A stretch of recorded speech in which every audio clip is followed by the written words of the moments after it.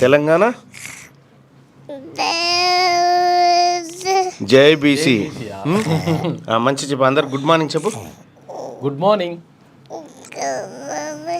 Good morning చెప్పు. Good morning.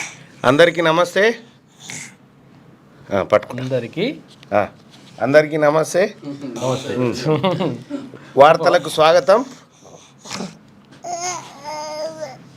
చెప్పు.